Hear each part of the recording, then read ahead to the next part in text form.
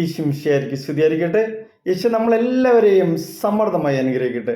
നമുക്ക് ഉൽപ്പത്തി പുസ്തകത്തിലെ 4-ാം അധ്യായത്തിലെ 6-ഉം 7-ഉം തിരുവചനവാക്യം. കർത്താവ് കായീനോട് ചോദിച്ചു, നീ കോപിച്ചിരിക്കുന്നത് എന്തുകൊണ്ട്? നിന്റെ മുഖം വാടിയിരിക്കുന്നത് എന്തുകൊണ്ട്? ഉചിതമായി പ്രവർത്തിച്ചാൽ നീയും സ്വീകാര്യനാവുകയില്ലേ? നല്ലത് ചെയ്യുന്നില്ലെങ്കിൽ പാപം വാതിൽക്കൽ തന്നെ പതിയിരിപ്പുണ്ടെന്ന് ഓർക്കണം. അത് നിന്നിൽ താല്പര്യം വെച്ചിരിക്കുന്നു, നീ അതിനെ കീഴടക്കണം. Praise the Lord. മനുഷ്യൻ ദൈവത്തിന് അർപ്പിക്കുന്ന ആദ്യ ബലിയാണ് കായൻ്റെയും ആബേലിൻ്റെയും ബലി. സഹോദരങ്ങൾ അവരുടെ ജീവിത മാർഗത്തിൻ്റെ ഒരു ഓഹരി ദൈവത്തിന് സമർപ്പിക്കുന്നു. ഒരാൾക്കൊരു പുഷ്പം നൽകുമ്പോൾ ആ പുഷ്പത്തിൻ്റെ വലിപ്പമല്ല, മറിച്ച് ആ കൊടുക്കുന്ന വ്യക്തിയുടെ സമർപ്പണ മനോഭാവമാണ് ദൈവം നോക്കുന്നത്. ചങ്ക് പറിച്ച് നൽകാനാകാത്തതുകൊണ്ട് കടുത്ത സ്നേഹത്തിൽ ചങ്കിലെ ചോര നേടുന്ന നിറമുള്ള ഒരു പുഷ്പം നൽകുമ്പോൾ ആ സ്നേഹം പ്രകടമാക്കാനുള്ള വഴിയാണത് നീളിക്കുന്നത്. കൃഷിക്കാരനായ കായൻ അയാളുടെ വിളവിൽ ഒരു ഭാഗം കാഴ്ചയായി വെച്ചു. ആട്ടിടനായ ആബേൽ എന്ത് ചെയ്തു? ആട്ടിൻകൂട്ടത്തിലെ കടിഞ്ഞിൽ കുഞ്ഞിനെയും എടുത്ത് ബലിക്കായി അർപ്പിച്ചു. തീർച്ചയായും നമ്മുടെ വരുമാന മാർഗങ്ങളിൽ ചിലത് തന്നെയാണ് നാം അവിടത്തേക്ക് അർപ്പിക്കേണ്ടത്, യാതൊരു സംശയമില്ല. കായനിൽ പ്രസാദിച്ചില്ല, ആബേലിലും അവൻ്റെ കാഴ്ച വസ്തുക്കളിലും പ്രസാദിച്ചു. വചനം അതാണ് പറയുന്നത്. ഭൂമിയിൽ നാം നടത്തുന്ന ഒരു പിടി സമർപ്പണങ്ങളിൽ ചിലത് സ്വീകരിക്കപ്പെടാനും മറ്റു ചിലത് തിരസ്കരിക്കപ്പെടാനും കാരണം എന്താണ്? പരിപൂർണനായ ദൈവത്തിന് മനുഷ്യൻ്റെ കാഴ്ച വസ്തുക്കളെ നോക്കി ഒരാൾ സ്വീകരിക്കാനും തിരസ്കരിക്കാനും ആവില്ല എന്നുള്ള സത്യം ഒരു ഭാഗത്തും അങ്ങനെ നിൽക്കുകയാണ്. കാഴ്ചയ്ക്ക് അപ്പുറമുള്ള ചിലതിൽ ദൈവം കണ്ണുവച്ചിരിക്കുന്നു. അതെന്താണെന്ന് നാം അന്വേഷിക്കണം. അവർ സമർപ്പിച്ച വസ്തുക്കളിൽ മേന്മേറിയത് നോക്കിയല്ല ദൈവം ഒന്നിൻ്റെ മേൽ കനിഞ്ഞതും മറ്റൊന്ന് തിരസ്കരിച്ചതും. ബലി അർപ്പകൻ്റെ ഉദ്ദേശശുദ്ധി അവിടെ പ്രധാനമാണ്. മനുഷ്യൻ്റെ ബലി വെറുപ്പുളവാക്കുകയും ദുരുദ്ദേശത്തോടെ സമർപ്പിക്കുമ്പോൾ ദൈവം അത് വെറുക്കുകയും ചെയ്യുന്നു. സുഭാഷിതത്തിന്റെ പുസ്തകത്തിലെ 21-ാം അധ്യായത്തിലെ 27-ാം തിരുവചനം പറയാണ്, ബലിയർപ്പന്റെ ഉദ്ദേശശുദ്ധി പ്രധാനമാണ്. ദുഷ്ടന്റെ ബലി വെറുപ്പുളവാക്കുകയും ദുരുദ്ദേശത്തോടെ സമർപ്പിക്കുമ്പോൾ ദൈവം അത് വെറുക്കുകയും ചെയ്യുന്നു. അത് പെരുന്നാൾ നടത്തിയതുകൊണ്ടോ അമ്പ് പെരുന്നാളിന് ചെണ്ട കൂടുതൽ പൊട്ടിച്ചത് കൊണ്ടോ പടക്കം കൂടുതൽ പൊട്ടിച്ചത് കൊണ്ടോ അവിടെ ഒന്നും തന്നെ ദൈവത്തിൻ്റെ പ്രീതി പിടിച്ചു പറ്റാൻ സാധിക്കത്തില്ല. അതിൻ്റെയൊക്കെ ഇതെല്ലാം നമ്മൾ ചെയ്യുമ്പോൾ നമ്മുടെ ഉള്ളിലെ ചിന്തകൾ എന്താണെന്നുള്ളത് നമുക്കും അറിയാം, ദൈവത്തിന് അറിയാൻ സാധിക്കും. അപ്പോൾ ബലിവസ്തുവിനേക്കാൾ ബലിയർപ്പതിൻ്റെ അന്തഃകരണത്തെ ദൈവം പരിശോധിക്കുന്നു. കായനിൻ്റെ ഉദ്ദേശശുദ്ധി വെളിവാക്കുന്നത് ബലിക്ക് ശേഷമാണ്. കണ്ടു നിന്നവർക്ക് ഒരു വ്യത്യാസം അർപ്പണ സമയത്ത് തോന്നിയിരുന്നില്ല. അതാണ് മനുഷ്യനും ദൈവം തമ്മിലുള്ള വ്യത്യാസം. കണ്ടു നിന്നവർക്കോ മനുഷ്യനോ മാർക്കിടാൻ സാധിക്കത്തില്ല. അതാണ് ശരിയായുള്ള ജഡ്ജ്. അവൻ ഈ ലോകത്തല്ല, അതായത് അവൻ വസിക്കുന്നത് നമ്മളോടുകൂടി തന്നെയാണെങ്കിലും അവൻ ഈ ഐഹികനല്ല. അത് ദൈവത്തിൻ്റെ ജഡ്ജ്മെന്റിന് മുന്നിൽ ഒന്നും തന്നെ തെറ്റുകയില്ല. അതാണ് പറയുന്നത്. അവൻ നീതിമാനാണ് എന്നാണ്, നീതിമാനായ ജഡ്ജാണ്. സഹോദരനായ ആബേലിനെ കൊല്ലാൻ പോലുള്ള നീരസത്തിലായി ആ ബലി നടത്തിയത് എന്ന് നാം പറയുമ്പോൾ ഒരു കാര്യം വ്യക്തം, മനുഷ്യദൃഷ്ടിയിൽ ഏറ്റവും ശ്രേഷ്ഠമായതുപോലും ദൈവത്തിന്റെ പ്രസാദത്തെ വിളിച്ചു വരുത്തുന്നില്ല. നിങ്ങൾ എന്തുദ്ദേശത്തോടു കൂടിയാണ് ആ ബലിവേദിയെ സമീപിക്കുന്നത്? അടക്കി പിടിച്ച കോപത്തിൻ്റെ ഇടയിൽ പുഞ്ചിരിയും വാടിപ്പോയ ഹൃദയത്തെ മറച്ചു പിടിച്ച് ചേഷ്ടകൾ കാണിച്ചുമാണോ നിങ്ങൾ ബലിയെ സമീപിക്കുന്നത്? ബലിവസ്തുവിൽ പ്രസാദിക്കുന്നതിന് മുമ്പേ ബലി അർപ്പണയിൽ നാം പ്രസാദിക്കണം. കലകത്തിലായിരിക്കുന്ന ഒരുവൻ സമ്മാനപതി വെച്ച് നീട്ടുമ്പോൾ ഉദ്ദേശശുദ്ധിയെ നിങ്ങൾ സംശയിക്കാതിരിക്കുമോ? ബലി അർപ്പിക്കുന്നവനാണ് മുഖ്യം. അന്നൊരിക്കൽ ജെറൂസലം ദേവാലയത്തിലേക്ക് ഒരു കുഞ്ഞാടിനെ സമർപ്പിക്കാൻ എത്തിയതായിരുന്നു ആ മനുഷ്യൻ. ഇതിൽ കൊഴിഞ്ഞ പുഷ്പങ്ങളോ പുഴുക്കേറ്റ ഇലകളോ ചിറകൊടിഞ്ഞ അരിപ്രാവുകളോ ഒന്നും തന്നെ ദൈവത്തിന് സ്വീകാര്യമില്ലെന്ന ബലിസങ്കല്പത്തിൽ കഴിഞ്ഞ കാലം. കറതീർന്ന കുഞ്ഞാടിനെ നോക്കി പുരോഹിതൻ കാത്തു നിൽക്കുന്നുണ്ടായിരുന്നു. ഒരു കാലൊടിഞ്ഞ കുഞ്ഞാടായിരുന്നു അന്ന് അയാൾ സമർപ്പിച്ചത്. ആ ആടിനെ അവർ ദേവാലയത്തിന്റെ പുറത്തേക്ക് വലിച്ചെറിഞ്ഞു. പൂർണ്ണതയില്ലാത്ത ആടിനെ എങ്ങനെ പൂർണ്ണനായ ദൈവത്തിന് ബലിയർപ്പിക്കും?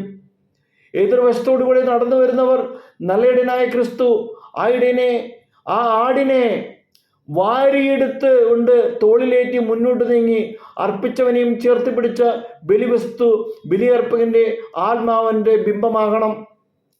ബലിയർപ്പകന് ശുദ്ധിയില്ലാതിരിക്കെ ബലിവസ്തു പവിത്രമായതുകൊണ്ട് ദൈവം പ്രസാദിക്കുന്നത് ചിന്തിച്ചാൽ നിങ്ങളും ഞാനും കായനായി മാറും. വിശ്വാസം മൂലമാണ് ആബേലിന്റെ ബലി കായന്റേതിനേക്കാൾ ശ്രേഷ്ഠമായതെന്ന് പുതിയ നിയമ ഹെബ്രായരുടെ 11-ാം അധ്യായത്തിൽ 14-ാം തീയതിയിൽ പഠിപ്പിക്കുന്നുണ്ട്. എന്തുകൊണ്ട് ഒരാളുടെ ബലി മറ്റുള്ളതിനേക്കാൾ സ്വീകാര്യമായി മാറിയെന്ന് ആദ്യമേ ക്രിസ്ത്യാനികളും ചോദിച്ചു. അവിടെയാണ് വിശ്വാസത്തിന്റെ തലം പരിശോധിക്കുന്നത്. കാഴ്ചയാലല്ല, വിശ്വാസത്താലാണ് നാം ജീവിക്കുന്നത്. 2 കൊരിന്ത്യർ 5:7 കാഴ്ചയാലല്ല. നമ്മൾ കാണുന്നതെല്ലാം ശരിയാവണമെന്നില്ല. കണ്ണിനെ പോലും നമ്മൾ തെറ്റിദ്ധരിക്കപ്പെടും. കായലിന്റെ വിളവുകൾ മനോഹരമായിരുന്നു. ആവശ്യത്തിന് സംരക്ഷണവും അധ്വാനവും എല്ലാം അതിൻ്റെ പുറകിലുണ്ട്. അത് സത്യമാണ്. നിങ്ങളുടെ സമർപ്പണത്തിന് ദൈവം അംഗീകരിക്കുന്നത് അർപ്പിക്കുന്ന വസ്തുവിന്റെ മേന്മയിലോ അതിനായി നിങ്ങൾ ചെയ്യുന്ന അധ്വാനത്തിലോ അല്ല, മറിച്ച് നിങ്ങൾ അർപ്പിക്കുന്ന വിനീതമായ വിശ്വാസത്തിലാണ്. സഹോദരനെ കൊല്ലുന്ന കായന്റെ മേൽ ദൈവശിക്ഷയുടെ വചനങ്ങൾ പെയ്തിറങ്ങുമ്പോൾ അവനാകെ ഉഴലുന്നത് നമുക്ക് കാണാൻ സാധിക്കും. നിരാശയിലേക്ക് എളുപ്പം കൂപ്പുകുത്തി പോകുന്ന കായനെ ദൈവം തന്നെയാണ് തിരിച്ച് ജീവിതത്തിന്റെ നേർവഴിയിലേക്ക് നയിക്കുന്നത്. എല്ലാവരും എന്നെ കൊല്ലാൻ ശ്രമിക്കുന്നു, ദൈവത്തിൽ നിന്ന് പോലും ഞാൻ ഓടി ഒളിക്കണം എന്ന് പറഞ്ഞ് നിലവിളിക്കുമ്പോൾ കൊലയാളിയായ കായന് സംരക്ഷണം നൽകാം എന്ന് പറയുന്ന ദൈവത്തെ ബൈബിൾ പരിചയപ്പെടുത്തുമ്പോൾ ഈ ബലി സത്യത്തിൽ 2 സഹോദരങ്ങളുടെയല്ല, ദൈവത്തിൻ്റെ തന്നെയെന്ന് പറയാനല്ലേ നമുക്ക് അറിയൂ. അതെ, ബലിയർപ്പന്റെ ഹൃദയത്തിന്റെ വിശുദ്ധി ചെയ്യുന്ന ദൈവം തന്നെയാണ് യഥാർത്ഥത്തിൽ ബലി നടത്തുന്നത്. ആദരവില്ലാതെ ബലിയർപ്പിക്കുമ്പോൾ നിങ്ങൾക്കൊന്നും ബലിയർപ്പണത്തിൽ നിന്ന് പ്രതീക്ഷിക്കാനാവില്ല. പ്രഭാഷകന്റെ പുസ്തകത്തിൽ പറയാണ് 34:23 ആദരവില്ലാതെ ബലിയർപ്പിക്കുമ്പോൾ നിങ്ങൾക്കൊന്നും ബലിയിൽ നിന്നൊന്നും പ്രതീക്ഷിക്കാനില്ല. ദൈവപ്രസാദവും പാപമോചനവും പ്രതീക്ഷിച്ചാണ് ഓരോ കാഴ്ചയും അർപ്പിക്കുന്നത് ഓരോരുത്തരും. അത് ആദരവില്ലാതെ അർപ്പിച്ചാലോ ഓരോ ബലിയും കൊടുക്കുന്നത് നമ്മുടെ മനസ്സാണ്. സ്നേഹത്തിൽ നൽകുന്ന മനസ്സ്. സ്നേഹമില്ലാതെ ദൈവത്തെ ആദരിക്കാനാവില്ല, ആദരിക്കാതെ ബലി നൽകാനുമാവില്ല. കായന്റെ ആദരവ് ദൈവത്തോടായിരുന്നെങ്കിൽ ദൈവത്തിന്റെ തീരുമാനത്തിന് അവൻ വിധേയമാകുമായിരുന്നില്ല. കോപിച്ച് സഹോദരനെ ബലി ചെയ്യുമ്പോൾ ആദരവല്ല, അസൂയയാണ് അവനുണ്ടായത്. മത്സരിച്ച് നിങ്ങൾക്ക് ഓടാം, പക്ഷേ ദൈവപ്രീതി നേടാനാവില്ല. പ്രിയമുള്ളവരെ, അത് അവിടുത്തെ തീരുമാനമല്ലേ ആണ്. നല്ലത് ചെയ്തില്ലെങ്കിൽ പാപം വാതിൽക്കൽ ഇരിക്കുന്നു എന്നാണ് വചനത്തിൽ നമ്മൾ വായിച്ചത്. അസൂയ മൂലം മരണം ലോകത്തിൽ പ്രവേശിച്ചു. പ്രഭാഷകം 2:4 പറയാണ്, അസൂയ മൂലം മരണം ലോകത്തിൽ പ്രവേശിച്ചു. എവിടെ അസൂയ ആദ്യം തുടങ്ങുന്നത്? കായന്റെ അവരുടെയും ആ ബലിയർപ്പണത്തിൽ തന്നെ അസൂയം കടന്നു വന്നു. അങ്ങനെയാണ് അസൂയ കടന്നു വരുന്നത്. വിശുദ്ധ ജോൺ മരിയ വിയാനി പറയുന്നുണ്ട്, നമുക്ക് തുല്യരായവരെ നാം വെറുക്കുന്നു, കാരണം അവർ തുല്യരാണ്. നമുക്ക് താഴെയുള്ളവരെ വെറുക്കുന്നു, കാരണം നമുക്ക് തുല്യരാകുമെന്ന ഭയത്തിലാണത്. നമുക്ക് മുകളിലുള്ളവരെ നമ്മൾ വെറുക്കുന്നു, കാരണം അവർ നമ്മുടെ മുകളിലാണ്. പിശാചിനെന്നും ദൈവമക്കളെ അസൂയയോടെ നോക്കാനേ കഴിയൂ. മറ്റുള്ളവരുടെ ആത്മീയതയും ഭൗതികമായ വളർച്ചയിൽ ദുഃഖം തോന്നാൻ കാരണം നിങ്ങളുടെ അസൂയാണ്. അത് ഭയാനകമാണ്. അസൂയ ഭയാനകമാണ്. അത് ശവക്കുഴികൾ ഭയാനകമാണ്. പ്രിയമുള്ളവരെ, ദൈവം നൽകുന്ന വചനം,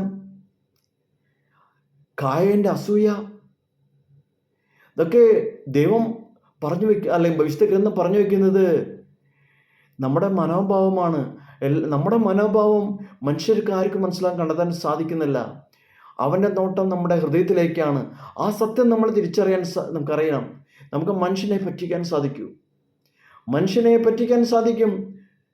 നമ്മൾ മറ്റുള്ളവരുടെ മുമ്പിൽ നമുക്ക് ഏത് വേഷവും കെട്ടാം, ഏത് വിശുദ്ധന്റെ വേഷവും നമുക്ക് എടുത്തു കാട്ടാം, ഏറ്റവും നല്ലവനായി അഭിനയിക്കാം. പക്ഷേ ദൈവം എല്ലാം അറിയുന്നവനാണ്. അവൻ്റെ മുമ്പിൽ നമ്മൾ അഭിനയിക്കരുത്. നമ്മുടെ ബലികൾ സ്വീകാര്യമാകണമെങ്കിൽ നമ്മുടെ മനോഭാവം അതോടൊപ്പം തന്നെ ആയിരിക്കണം. അതാണ് ഈ വചനം പറഞ്ഞു വയ്ക്കുന്നത്. നമുക്ക് വിട്ടുകൊടുക്കാം, നമ്മുടെ മനോഭാവങ്ങൾക്കായിട്ട് വിട്ടുകൊടുക്കാം. ദൈവമേ കർത്താവേ, ഞങ്ങൾ അർപ്പിക്കുമ്പോൾ, ഞങ്ങളെ ബലികൾ അർപ്പിക്കുമ്പോൾ, ഞങ്ങൾ നിന്നോടായി പ്രാർത്ഥിക്കുമ്പോൾ, കർത്താവെ ഞങ്ങൾ നന്മ പ്രവർത്തനങ്ങൾ ചെയ്യുമ്പോൾ ഞങ്ങളുടെ മനോഭാവങ്ങൾ അതിസ്വീകാര്യമാണോ അല്ലയോ എന്ന് തിരിച്ചറിയുന്നത് നീ തന്നെയാണ് ഞങ്ങൾ അറിയുന്നു. കർത്താവെ, ഞങ്ങളുടെ മനോഭാവങ്ങളിലൂടെ ഞങ്ങളെ മനസ്സിലാക്കുന്ന നല്ല ദൈവമേ, ഞങ്ങളിൽ നിന്ന് ദുഷ്ടാത്മാവിൻ്റെ ആസക്തികളെ ഞങ്ങൾ മാറ്റി കർത്താവെ നിന്റെ പരിശുദ്ധാത്മാവിൻ്റെ അഭിഷേകത്താൽ നിറയ്ക്കണമേ. അസൂയയും അതിനോട് ബന്ധപ്പെട്ട മറ്റുള്ള ആസക്തികളും ഞങ്ങളെ നീക്കിക്കളയണമേ. ദൈവമേ, ഞങ്ങളെ അനുഗ്രഹിക്കണമേ. ഹല്ലേലൂയ.